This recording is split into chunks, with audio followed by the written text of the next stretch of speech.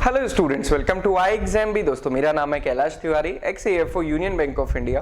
दोस्तों अपनी आज की इस वीडियो में हम डिस्कस करने वाले हैं इंडियन एग्रीकल्चर को।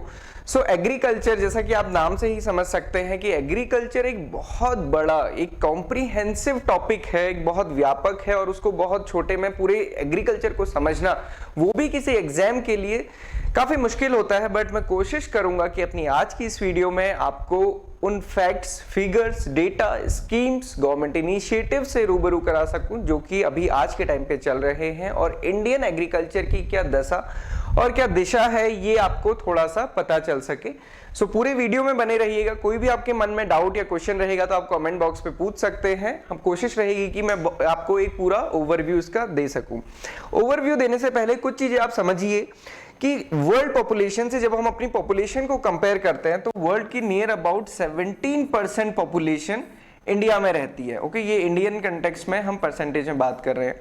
हमारे पास नियर अबाउट 2.4 या 2.5% ऑफ लैंड एरिया है, मतलब जो भूभाग है जो इंडिया का पूरे वर्ल्ड के कंपैरिजन में एरिया है वो 2.5% के अराउंड है। 4% वाटर रिसोर्सेज हमारे पास हैं। तो ये समझने की बात है कि पूरे विश्व की 17% आबादी 2.5% भाग में रहती है और वो भी सिर्फ 4% वाटर रिसोर्सेज के साथ। ये क्यों इंपॉर्टेंट है आपको, इसलिए समझना इसको इंपॉर्टेंट है। आप ये समझिए कि जो इंडियन एग्रीकल्चर है उस पर कितना ज्यादा प्रेशर है। वर्ल्ड की 17% पॉपुलेशन को फीड कराने का जो जिम्मा है वो इंडियन एग्रीकल्चर के पास है और वो भी सिर्फ 2.4% लैंड पे। और ऐसा नहीं है कि 2.4% लैंड सारा का सारा एग्रीकल्चर के लिए दिया गया है। सिमिलरली वाटर रिसोर्सेज, वाटर क्योंकि हम बात करते हैं एग्रीकल्चर की तो वहां पे भी वो लाइफ है तो उसको भी वाटर रिक्वायरमेंट होती ही है। तो ये एक इंपॉर्टेंट कंटेक्स्ट है, इसको समझिए। और इस कभी भी जब डिस्क्रिप्टिव या किसी भी चीज के लिए आता है तो इस कंटेक्स्ट को समझना भी बहुत जरूरी है। इंडियन एग्रीकल्चर पे कितना प्रेशर है ये समझना भी जरूरी है। जब हम इंडियन इकोनॉमी में किसी भी शेयर की बात करते हैं तो हम जीवी और जीडीपी की बात करते हैं। एंड आई होप कि आप सभी को जीवी और जीडीपी का डिफरेंस पता होगा। तो यहाँ पे हम जीवी की बात कर रहे हैं। जीवी की बात हम तब करते हैं जब हम इंडिविजुअल सेक्टर की बात करते हैं। ये जो data and fact and figure लिए गए हैं ये सोर्स इसका NSO है, बट ये जो मैंने ये लिया है ये इकोनॉमिक सर्वे से लिया गया है। एग्रीकल्चर एंड अलाइड सेक्टर का आप देखेंगे 2021 एंड 22 के लिए 18.8 है, लास्ट ईयर ये 20.2 था। ओके, जो इसका भी जो फाइनल ये प्रोविजनल एस्टिमेट है, इसका रिवाइज एस्टिमेट आया था उसमें ये 20.0 हो गया था NSO के एस्टिमेट्स के अकॉर्डिंग। तो आप ये समझिए कि आज के टाइम पे जो हमारे 3 सेक्टर हैं बेसिकली, प्राइमरी सेक्टर हमारा एग्रीकल्चर है, सेकेंडरी सेक्टर हमारा इंडस्ट्री, टर्शरी सेक्टर हमारा सर्विसेज है। तो यहाँ पे ये 18.8% है, सेकेंडरी हमारा 28.2% और 53% ये है।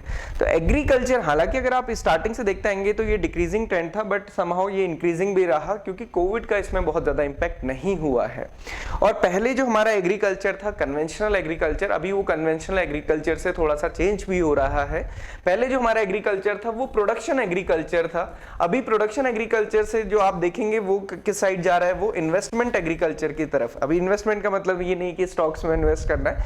इन्वेस्टमेंट एग्रीकल्चर का मतलब है कि पहले किसान केवल जो खेत है या फिर जो फसल है उसको उगाते थे। अभी गवर्नमेंट ने ये डिसाइड किया है या गवर्नमेंट का जो इनिशिएटिव्स हैं वो इसी डायरेक्शन में है कि प्रोसेसिंग भी स्टार्ट हो, मैन्युफैक्चरिंग, मतलब जो एग्रीकल्चर प्रोडक्ट्स हैं उनकी प्रोसेसिंग भी हो, पोस्ट प्रोसेसिंग हो, जिससे कि एम्प्लॉयमेंट जनरेशन भी हो और शेल्फ लाइफ भी बढ़े और साथ ही साथ एग्रीकल्चर में इन्वेस्टमेंट भी बढ़े।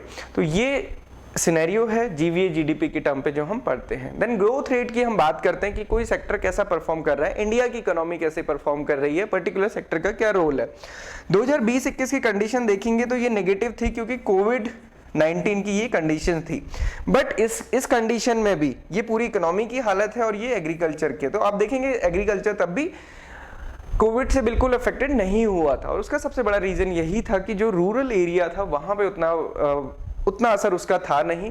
और सबसे बड़ी बात है कि जो एग्रीकल्चर है, मतलब जो क्रॉप प्रोडक्शन है, क्योंकि उसमें इतनी मैन पावर भी नहीं होती कि जैसे इंडस्ट्रीज, क्योंकि मूवमेंट सारी रेस्ट्रिक्टेड थी इसलिए वो बहुत ज्यादा नेगेटिव रहा था। यहाँ पे ये नेगेटिव नहीं देखने को मिला था। देन 2021 एंड 22 में देखेंगे तो ये ग्रोथ रेट रहा है। तो ये बेसिकली ग्रोथ रेट है। देन एग्रीकल्चर की जब हम बात करते हैं तो सिर्फ खेती ही नहीं होता, एग्रीकल्चर के साथ उसके अलाइड साइंसेस भी रहते हैं, अलाइड सेक्टर्स भी रहते हैं, जिसमें से एक इंपॉर्टेंट सेक्टर है डेयरी। है ना। किसी भी फार्मर के पास खेत खलियान होते हैं तो साथ में गाय भैंस होना भी लाजमी है। तो एग्रीकल्चर के साथ अगर हम डेयरी सेक्टर को देखते हैं ऊपर से, तो dairy is the single largest agriculture commodity contributing 5% of the national economy and employing more than 8 crore farmer directly. क्यों इतना इंपॉर्टेंट है, क्यों इतना इंपॉर्टेंट होता है एग्रीकल्चर के साथ? एक तो एग्रीकल्चर और एनिमल हस्बेंड्री या जितनी भी अलाइड एक्टिविटीज हैं ये दोनों को एक दूसरे को म्यूचुअली बेनिफिट करती है, मतलब एक दूसरे को रॉ मटेरियल प्रोवाइड करती है।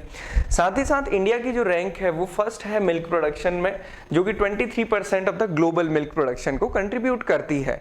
जब इन परसेंटेज की बात करते हैं तो फिर से आप वो पहली वाली बात पे आइए कि 17% वर्ल्ड पॉपुलेशन इंडिया में है, 2.5% लैंड रिसोर्सेज है, 4% वाटर रिसोर्सेज है और हम 23% मिल्क प्रोड्यूस कर रहे हैं। तो ये समझने के लिए अभी आप इसको पॉजिटिव नेगेटिव कैसे भी कहीं पर भी यूज कर सकते हैं, बट आपको एक परसेंटेज में कंपैरेटिव फिगर्स मिलते हैं।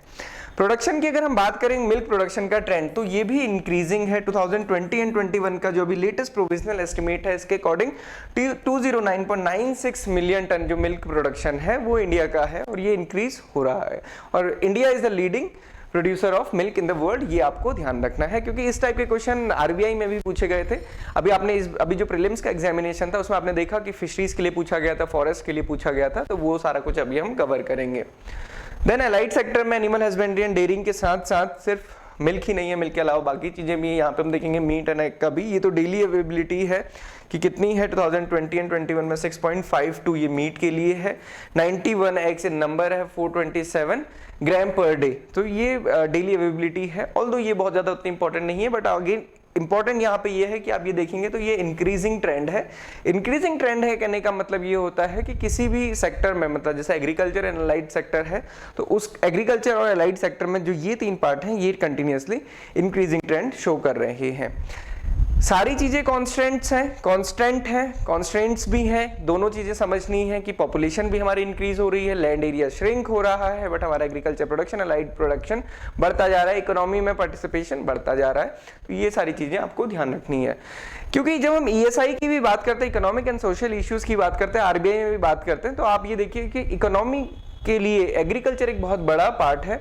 और इकोनॉमी की अगर जब हम बात करते हैं 18% हमको लगता है कि चलो छोटा है, 20% मोर और लेस कि कितना फर्क पड़ेगा, बाकी 80% तो सर्विस सेक्टर या फिर इंडस्ट्रीज से आ रहा है। यहाँ पे दो बहुत इंपॉर्टेंट चीजें हैं। एक इंपॉर्टेंट चीज ये है कि जो इंडस्ट्रीज हैं उसके लिए जो रॉ मटेरियल है वो पूरा का पूरा प्राइमरी सेक्टर से आता है। कोई भी इंडस्ट्रीज उठा के देख लीजिए, ऐसी कोई इंडस्ट्री नहीं है कि रॉ मटेरियल कहीं अलग जगह से आएगा, माइनिंग या उसको थोड़ा सा हम छोड़ सकते हैं। इसके अलावा जो इंडियन पॉपुलेशन है या फिर हम कहते हैं जो डेमोग्राफिक डिविडेंड है, वो अगर आप देखेंगे 68.8% population according to the census 2011 वो अभी भी रूरल एरिया में रहती है। तो इतनी बड़ी पॉपुलेशन को, और वो भी इकोनॉमी कैसे चलती है, economy, employment generation, livelihood provide कराना और बाकी सारी चीजें, तो इतनी बड़ी पॉपुलेशन को कराना, इसलिए ये बहुत इंपॉर्टेंट रहता है। ईएसआई की अगर हम बात करते हैं तो एग्रीकल्चर और रूरल डेवलपमेंट को हम या रूरल एरिया को हम छोड़ दें, ये हो नहीं सकता। सो एग एंड मीट प्रोडक्शन की बात करें तो इंडिया की जो रैंक है वो 3rd है, एग प्रोडक्शन में 8th है, मीट प्रोडक्शन में, मिल्क में 1st थी, अभी हमने देखा ही। बाकी ये प्रोविजनल एस्टिमेट है, again these data are not important, but आपको ध्यान रखना है। आप ये पीडीएफ हम आपको अपने एग्रीबी टेलीग्राम चैनल पे दे देंगे, तो आप वहां से डाउनलोड कर सकते हैं, नीचे भी लिंक मिल जाएगा, वहां से भी आप ले सकते हैं। फिशरीज, ये क्वेश्चन आपको देखने को मिला था आरबीआई में, हम लोगों ने अपनी क्लासेस में भी डिस्कस किया था, जो हमारी जीए की क्लासेस होती थी आरबीआई के लिए। तो India is the second largest fish producing country in the world, accounting 7.5% of the global production. Again data बहुत ज्यादा वेरी करता है, कई बार कंफ्यूजन भी होता है। यहाँ पे जो बताया गया है ये बताया second largest fish producing country. आपको ये देखना होगा कि एक्वाकल्चर में हमारी क्या रैंक है, मराइन फिशरीज में हमारी क्या रैंक है, उससे कई बार कंफ्यूजन होता है। ये अकॉर्डिंग टू द जो बजट में, इकोनॉमिक सर्वे में, पीआईबी के अकॉर्डिंग ये सारी चीजें हैं, आप इसको देख सकते हैं। तो ये चीजें कुछ इंपॉर्टेंट चीजें ध्यान रखने की होती हैं, बहुत ज्यादा इसमें कुछ भी चीजें याद नहीं करनी है, बस एक ओवरव्यू लेना है। Then it contributes about 1.24% of the economy's GVA and 7.28% of the agriculture GVA। तो कंट्रीब्यूशन की बात की गई है टोटल इकोनॉमी में और साथ ही साथ एग्रीकल्चर में। इसी के लिए आप देखेंगे कि गवर्नमेंट ने जो अभी स्कीम्स लेकर आई है स्पेसिफिकली फिशरीज के लिए, प्रधानमंत्री मत्स्य संपदा योजना, तो उसमें जो एंटिसिपेटेड आउटकम्स हैं वो भी सारी यही हैं कि एक तो सबसे पहले कंट्रीब्यूशन को डबल करना है। ओके, तो ये अगेन फिर से डेटा है। एंड केसीसी जो था, किसान क्रेडिट कार्ड, जैसे मैंने आपको स्टार्टिंग में बताया था ना कि पहले एग्रीकल्चर, जो इंडियन एग्रीकल्चर था वो प्रोडक्शन था, अभी गवर्नमेंट उसको प्रोडक्शन से इन्वेस्टमेंट की तरफ ले जा रही है। सिमिलरली जो पहले किसान क्रेडिट कार्ड था वो केवल क्रॉप प्रोडक्शन के लिए दिया जाता था, अभी उसको क्रॉप प्रोडक्शन से, खेती तो काफी हो गई है, खेती के साथ साथ जो बाकी चीजें हैं, एलाइड एक्टिविटीज हैं, animal husbandry, dairying and fisheries, इन तीनों के लिए भी दिया जा रहा है। सो केसीसी को इधर भी दिया गया है एंड इसके लिए स्पेशल ड्राइव्स भी होती रहती हैं केसीसी की। देन ये बेसिकली अभी हमने ओवरव्यू देखा कि इंडियन एग्रीकल्चर का क्या डेटा एंड डिजिट्स है, आपको एक परसेंटेज समझ आया होगा, परसेंटेज कुछ आगे भी आपको देखने को मिलेंगे। अब हम देखते हैं कि गवर्नमेंट किस दिशा में हमारे एग्रीकल्चर को लेके जा रही है, या फिर हम ये समझ सकते हैं कि हमारा फ्यूचर क्या है। क्योंकि इस बार का बजट आपने देखा तो बजट इस बार का जो बना था वो अमृतकाल के लिए बना है। अमृतकाल का क्या मतलब है? नेक्स्ट 25 ईयर्स के लिए, जब हम अपने 100 ईयर ऑफ इंडिपेंडेंस सेलिब्रेट करेंगे। फूड ग्रेन प्रोडक्शन रिकॉर्ड है हमारा, मतलब आगे बढ़ता ही जा रहा है और पिछली बार जितना था उससे ऊपर हम ओवर अचीव कर रहे हैं। Then 2.37 lakh direct payment of MSP, minimum support price. Chemical free natural farming, government का फोकस इसमें ज्यादा है, नेचुरल फार्मिंग, ऑर्गेनिक फार्मिंग में, क्योंकि जो कन्वेंशनल या फिर ट्रेडिशनल फार्मिंग है उसमें बहुत ज़्यादा केमिकल्स का यूज़ होता है, वो सस्टेनेबिलिटी की तरफ नहीं लेके जाता है। चाहे हम रिसोर्स सस्टेनेबिलिटी की बात करें, चाहे किसी भी चीज़ की सस्टेनेबिलिटी की बात करें, तो वो सस्टेनेबल नहीं है, तो chemical free natural farming. Then post harvest value addition, जो मैंने आपको बताया कि सिर्फ प्रोडक्शन तक ही सीमित नहीं रहना है, प्रोडक्शन के बाद प्रोसेसिंग भी करनी है, सो दैट कि एडिशनल इनकम भी वहाँ पे मिले और ज़्यादा बेटर प्राइसेस मिले। तो गवर्नमेंट इसको, एक तो यहाँ पे इन्वेस्टमेंट की ज़रूरत है और दूसरा किसान, क्योंकि किसान हमारे जो है वो बहुत छोटे हैं, मार्जिनल फार्मर ज्यादा है, 60-70% फार्मर्स मार्जिनल है, तो गवर्नमेंट इसको हैंडल कर रही है through the FPO formation, farmer producer organization. Then digital and the hi tech test services, तो ये आजकल आप देख ही रहे कि किसान ड्रोन का यूज करने के लिए। Then launching fund with the blended capital to finance agriculture startup and Ken Betwa river linking project, जिससे कि इरिगेशन को एक इम्पेटस मिल सके। देन कुछ कभी कभी इस टाइप के क्वेश्चंस पूछे जाते हैं, या हमें समझना भी जरूरी है कि हमारे देश में किस राज्य में कौन सी क्रॉप ज्यादा होती है, या फिर कौन सी क्रॉप किस राज्य में सबसे ज्यादा, या फिर फर्स्ट है या सेकंड है। लीडिंग स्टेट की हम बेसिकली बात करते हैं, तो 3 लार्जेस्ट वीट प्रोड्यूसिंग स्टेट की अगर हम बात करें तो यूपी। फूड ग्रेन में अगर आप देखेंगे यूपी की फर्स्ट या सेकंड रैंक ही लगभग आपको हर जगह दिखेगी। वीट में फर्स्ट यूपी है, बट वेस्ट बंगाल में बहुत ज्यादा डिफरेंस नहीं है, बट वेस्ट बंगाल पैडी में है। यहाँ पे भी ये सेकंड है, पैडी में भी सेकंड यूपी है, और वीट प्रोडक्शन में तो फर्स्ट यूपी है, then Madhya Pradesh, then Punjab. Similarly paddy के लिए आप देखेंगे तो West Bengal, then UP, then Punjab. Overall food grain production, food grain production की जब हम बात करते हैं तो उसमें आता है वीट, पैडी और कोर सीरियल्स, और उसके साथ साथ पल्सेस। तो ये 4 चीजों का अगर हम प्रोडक्शन देखेंगे, ये सबसे ज्यादा यूपी में, देन एमपी में, देन पंजाब में। यहाँ पे परसेंटेज शेयर वगैरह दिया है, हम इसको अपने एग्रीबी टेलीग्राम चैनल में भी पोस्ट करते रहते हैं, तो आप वहां से भी इसको देख सकते हैं। टोटल पल्स प्रोडक्शन की बात करें तो Madhya Pradesh, then Rajasthan, then Maharashtra. Horticulture, ये था एग्रीकल्चर, अभी ये है हॉर्टिकल्चर। हॉर्टिकल्चर में फ्रूट्स एंड वेजिटेबल की जब हम बात करते हैं, टोमेटो में आप देखेंगे तो सबसे ज्यादा एमपी है, then Tamil Nadu and then Andhra Pradesh. Then horticulture potato के लिए आप देखेंगे तो Uttar Pradesh, Bihar and then West Bengal. Then horticulture crop में अगेन अनियन के लिए महाराष्ट्र, कर्नाटका एंड मध्य प्रदेश। तो ये रैंकिंग्स हैं। इसके अलावा third advance estimate of food grain production, क्योंकि लेटेस्ट की अगर हम बात करें, वहां अभी हमने कंपैरिजन देखा था, ये लेटेस्ट फूड ग्रेन प्रोडक्शन है। हर साल 4 एडवांस एस्टिमेट फूड ग्रेन के रिलीज होते हैं। अभी जो लेटेस्ट रिलीज हुआ है ये 3rd हुआ है, 4th अराउंड अगस्त के मंथ में रिलीज होता है, और जो भी लेटेस्ट रहेगा उससे कभी ना कभी क्वेश्चंस पूछे जाने की उम्मीद होती है। थर्ड एडवांस एस्टिमेट के अकॉर्डिंग देखेंगे तो जो टोटल फूड ग्रेन प्रोडक्शन है वो 314 मिलियन टन है। बाकी पैडी व्हीट का उतना इंपॉर्टेंट नहीं है, आप इसको देख सकते हैं जस्ट एक बार। देन पीएम किसान की अगर हम बात करें तो पीएम किसान की 3rd एनिवर्सरी सेलिब्रेट की गई 2019 फरवरी में। ये लॉन्च हुई थी स्कीम 24 फरवरी 2019 को। सेंट्रल सेक्टर स्कीम है, 100% फंडिंग सेंट्रल गवर्नमेंट की है। अभी जो लेटेस्ट इसमें है कि 11th इंस्टॉलमेंट रिलीज की गई 31 मई 2022 को शिमला से। अराउंड 10 करोड़ फार्मर इसके बेनिफिशरीज हैं। 21,000 करोड़ रुपीस के फंड गवर्नमेंट के द्वारा डिस्ट्रीब्यूट किए गए। जो ओवरऑल बजटरी एलोकेशन है इस स्कीम के लिए इस साल के लिए वो 68,000 करोड़ रुपीस है। एग्रीकल्चर सेंसस की बात करते हैं। एग्रीकल्चर को समझने के लिए एग्रीकल्चर सेंसस भी समझना पड़ेगा, जैसे पॉपुलेशन को समझने के लिए जो हमारा नेशनल सेंसस होता है उसको हमें समझना होता है। एग्रीकल्चर सेंसस से हमें बेसिकली पता क्या चलता है कि कितने हमारे फार्मर हैं, कितने फार्मर हाउस होल्ड्स हैं, कितने एग्रीकल्चर लेबरर्स हैं, कितनी हमारी एवरेज लैंड होल्डिंग है। तो कुछ चीजें हैं जो इंपॉर्टेंट होती हैं एग्रीकल्चर को समझने के लिए कि average size of land holding India में कितनी है, 1.08। ओके, एग्रीकल्चर सेंसस कितने टाइम में होता है, 5 ईयर में होता है क्विनक्विनियली, ये होता है। नंबर ऑफ लैंड होल्डिंग्स 146.45 है। ऑपरेटेड एरिया 157.82 मिलियन हेक्टेयर, ये मिलियन इन नंबर है। Okay, highest percentage share marginal farmer का 68.5। तो ये तो आप थोड़ा सा ध्यान ऐसे भी इसको याद कर सकते हैं, कभी अगर पूछा जाए या आपको याद रखना है कि मार्जिनल फार्मर इंडिया में कितने हैं।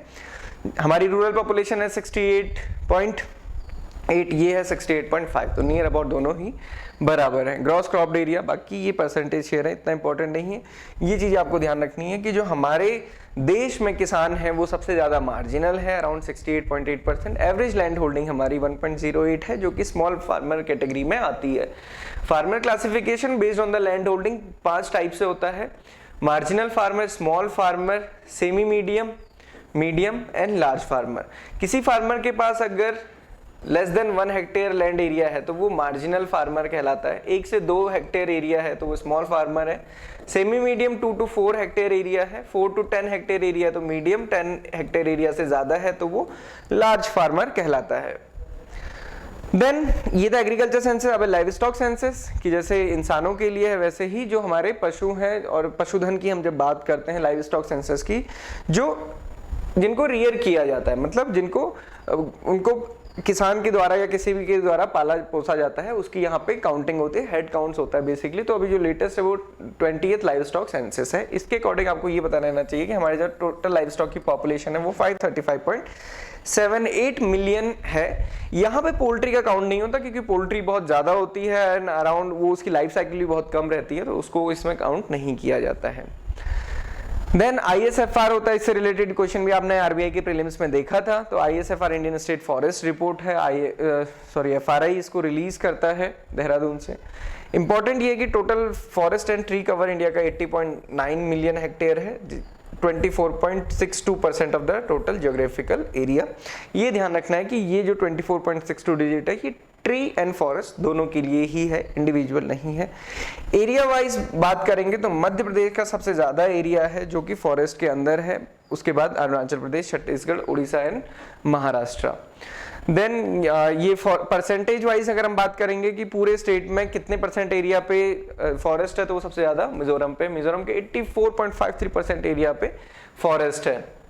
देन स्कीम्स हैं, गवर्नमेंट क्या कर रही है, किस डायरेक्शन में काम कर रही है, वो बेसिकली स्कीम से हमें पता चलता है। पीएम किसान स्कीम के बारे में आप सभी जानते ही हैं। देन ई-नैम है, जो इंटीग्रेशन है एपीएमसीज मार्केट का, सो दैट कि जो फार्मर है उसको बेटर प्राइस फेच हो सके उसकी कमोडिटीज के लिए, इसके लिए किया गया है। तो यहाँ पे आज हम ये स्कीम्स को डिस्कस नहीं करेंगे, इसको किसी और सेशन में डिस्कस करेंगे। अभी आज के लिए इतना काफी है कि हमने कुछ ओवरव्यू देखा, समझा। आई होप कि आपको चीजें समझ आई होंगी। इसके अलावा कि बीच में किसी की कोई भी डाउट एंड क्वेरी है तो आप हमें पूछ सकते हैं। And this is a overview of agriculture, आप बताइएगा। और इसके बाद जो नेक्स्ट सेशन होगा उसमें हम स्कीम्स डिस्कस करेंगे एग्रीकल्चर से रिलेटेड भी, देन पॉवर्टी एलिविएशन या फिर हम रूरल डेवलपमेंट कह सकते हैं, उससे रिलेटेड स्कीम्स को डिस्कस करेंगे। सो स्टूडेंट्स, आपकी कोई भी क्वेरी है आप हमें कनेक्ट कर सकते हैं, आप इस मेल पे या फिर इस नंबर पे कॉल कर सकते हैं, कमेंट बॉक्स पे लिख सकते हैं। इसके अलावा आप अगर हमारा कोई भी कोर्स ज्वाइन करना चाहते हैं सो आप अभी कर सकते हैं, you will get 40% of. So thank you for watching this video and have a good day ahead.